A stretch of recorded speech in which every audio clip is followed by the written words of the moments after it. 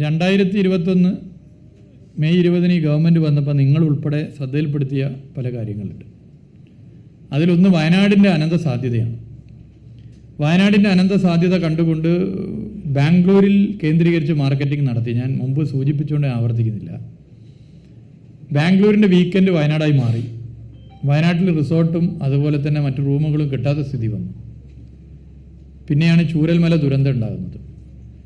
2023 വയനാട്ടിലുണ്ടായിരുന്ന സഞ്ചാരികളുടെ എണ്ണം സർവകാല റെക്കോർഡാണ്. വയനാട് ജില്ല ഉണ്ടായതിനു ശേഷമുള്ള സർവകാല റെക്കോർഡ്. 2022 ആ സർവകാല റെക്കോർഡിലെത്തി. അതിന് 2023 മറികടന്നതായിരുന്നു.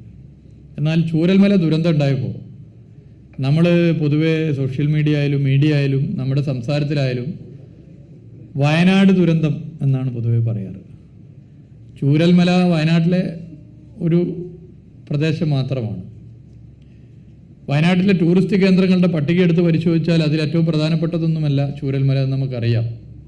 ഒരു 10-15 കേന്ദ്രങ്ങൾ വളരെ പ്രാധാന്യമുള്ളതുണ്ട്. ചൂരൽമലയിൽ നേരെ ദൂരമുള്ളതാണ്. എന്നാൽ വയനാട് ഡിസാസ്റ്റർ എന്ന് ഈ ഗൂഗിൾ പരിശോധിച്ചാലും നെറ്റിൽ എവിടെ തിരഞ്ഞാലും അല്ലെങ്കിൽ നമ്മൾ സോഷ്യൽ മീഡിയയിലും അല്ലെങ്കിൽ വിഷ്വൽ മീഡിയയിലും ഒക്കെ നമ്മൾ ബോധപൂർവ്വമൊന്നുമല്ല അങ്ങനെ പറഞ്ഞു പോകുന്നൊരു സ്ഥിതി വന്നു. അതിൻ്റെ ഭാഗമായി പലയിടങ്ങളിലും, അതായത് ചൂരൽമലയിലൊക്കെ എത്രയോ അപ്പുറത്തുള്ള സ്ഥലം, ചൂരൽമലയിൽ തന്നെ ഇപ്പോൾ ഒരു കുഴപ്പമില്ല, പക്ഷേ ചൂരൽമലയിലൊക്കെ എത്ര 50-60 കിലോമീറ്റർ ദൂരമുള്ള പ്രധാനപ്പെട്ട വയനാട് ടൂറിസ്റ്റ് കേന്ദ്രങ്ങളിൽ ഈ ബുക്ക് ചെയ്ത പലരും വിഡ്രോ ചെയ്യുന്ന സ്ഥിതി ഉണ്ടായി. ഇതൊരു വലിയ പ്രയാസം ഉണ്ടാക്കി എന്ന് പറഞ്ഞാൽ റിസോർട്ട് ഉടമകൾക്ക് മാത്രമല്ല, ചെറിയ കച്ചവടം നടത്തുന്നത് തേൻ നെല്ലിക്ക, നിങ്ങളൊക്കെ വയനാട്ടിൽ ഉള്ള മാധ്യമപ്രവർത്തനം നടത്തിയവരും അവിടെ പോയവരാണല്ലോ. തേൻ നെല്ലിക്ക കച്ചവടം നടത്തുന്നവർ മുതൽ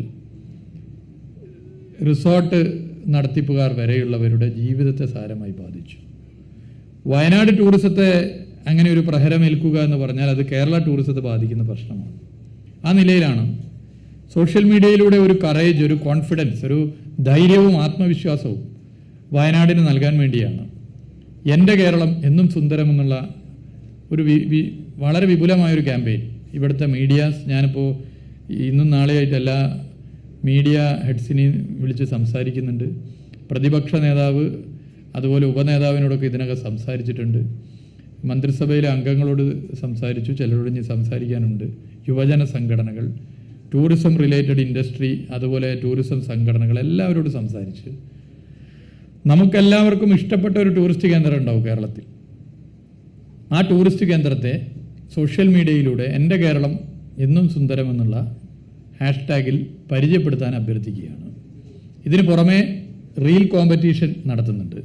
വയനാട്ടിൽ പ്രത്യേകം വയനാട് ടൂറിസ്റ്റ് കേന്ദ്രങ്ങളെ എക്സ്പ്ലോർ ചെയ്യാൻ പ്രത്യേക പരിപാടി ആവിഷ്കരിക്കുന്നുണ്ട്. വയനാട്ടിലേക്ക് യാത്രകൾ പരമാവധി സംഘടിപ്പിക്കാനുള്ള പദ്ധതികൾ ആവിഷ്കരിക്കുന്നുണ്ട്. നിങ്ങളും യാത്രകൾ വയനാട്ടിലേക്ക് നടത്തണം. മീഡിയാസിനോടുകൂടി അതിൻ്റെ ഒരു ഡിസ്കഷൻ നടത്തുന്നുണ്ട്. അങ്ങനെ വയനാടിനെയും കേരളത്തെയും ആകെ മാർക്കറ്റ് ചെയ്യുന്ന നിലയിലേക്കുള്ളൊരു വലിയ ക്യാമ്പയിനാണ് ഈ വരുന്ന ദിവസങ്ങളിൽ ഞങ്ങൾ